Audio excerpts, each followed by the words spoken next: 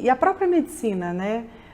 A própria saúde, eu falo que eles não ensinam na faculdade pra gente que você não vai conseguir sempre resolver o problema, né? A gente sai de lá achando que a gente vai conseguir resolver tudo, que a gente vai curar todas as pessoas e que a gente vai salvar o planeta.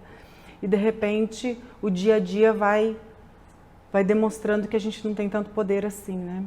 E isso eu acho que de certa forma é um pouco frustrante para o médico, né? E essa medicina foi me trazendo muita frustração. Chegou um ponto que eu tinha resolvido, estava me programando para abandonar a medicina. Eu ia me dedicar aí a outras funções, né? Enfim, estava me preparando para abandonar a medicina.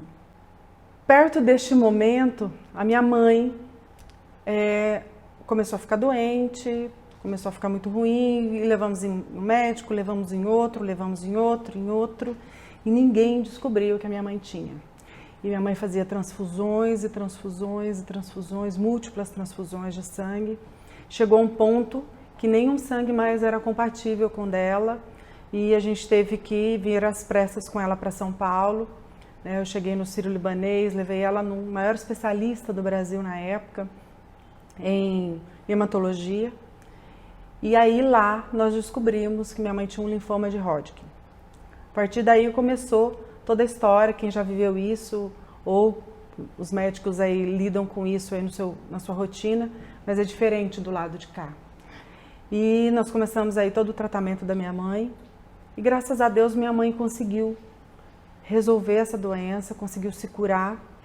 Só que com 5 anos de tratamento, fez todo o tratamento, né? Quando deu 5 anos, teoricamente ela estaria curada, né? Então a chance que ela teria de ter recidiva da doença seria a mesma que as pessoas da população, a população normal. Com 5 anos ela fez os exames e estava tudo bem. Minha mãe não tinha mais câncer, não tinha mais linfoma de Hodgkin. 3 meses depois, ela virou para mim, num domingo, num almoço de domingo, e falou assim: minha filha, eu estou sentindo um carocinho no meu seio. Você dá uma olhada para mim? E a hora que eu fui palpar, eu percebi que era uma lesão grande já. E ali eu já vi que tinha retração e aquilo não era um bom aspecto para nódulo de mama. Eu mesma fiz o ultrassom da minha mãe e ali no ultrassom eu já percebi que provavelmente se tratava de um câncer de mama, já era um câncer muito grande. E eu questionava: mãe, como que você não viu isso antes? Não vi, não percebi. Quando eu fiz o exame da minha mãe, se eu não me engano, ela tinha uma lesão de 12 centímetros aproximadamente. Então, uma lesão realmente grande, bem heterogênea, com contornos irregulares. E ali nós começamos a segunda luta da minha mãe em 5 anos por um câncer. E dali veio meu questionamento. Por que que uma pessoa desenvolve câncer 2 vezes, 2 cânceres que não têm relação um com o outro, não tinha história familiar nem de linfoma, nem de câncer de mama? Em função de todo o tratamento, foi muito complicado o tratamento da minha mãe, ela ficava muito ruim, ela fazia uma pancitopenia todas as vezes que ela fazia quimioterapia, enfim, era bem complicado. Nesse período eu engravidei e eu lembro que na última sessão de quimio da minha mãe, foi o dia que eu tive meu parto, às pressas, com 32 semanas de gestação, com uma pré-eclâmpsia grave. E minha mãe não estava comigo no hospital, porque minha mãe estava fazendo a última sessão de quimioterapia. Mas está tudo bem. Minha filha nasceu com 1,270 kg, ficou na UTI por 40 dias, graças a Deus super bem, evoluiu super bem, hoje é uma criança super saudável.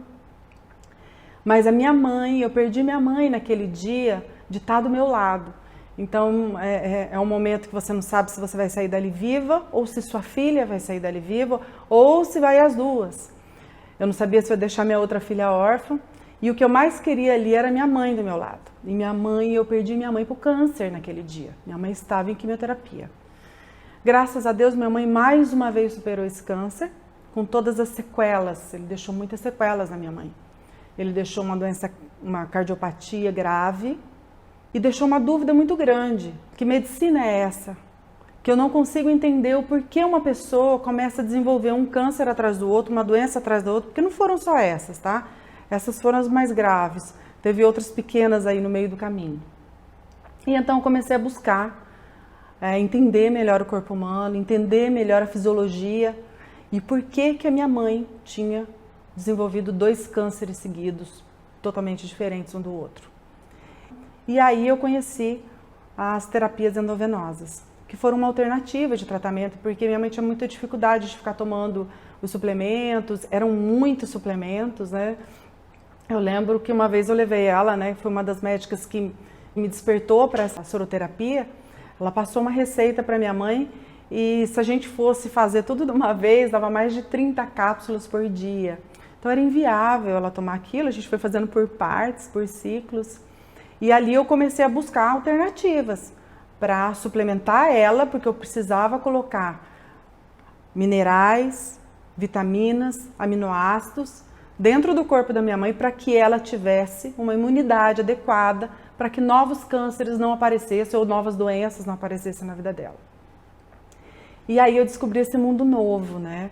Que para mim era muito novo e aí eu me dei conta que na verdade já é uma história antiga aí que nos Estados Unidos, na Europa, já se pratica há muito tempo a suplementação através de soros ou de injeções intramusculares.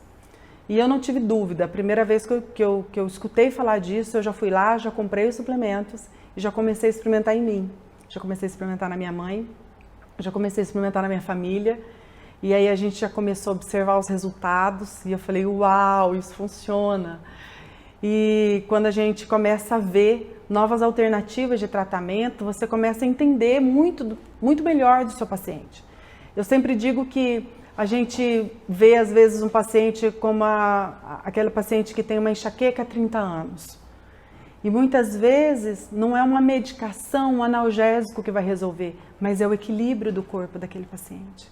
E a gente consegue fazer isso através das terapias endovenosas.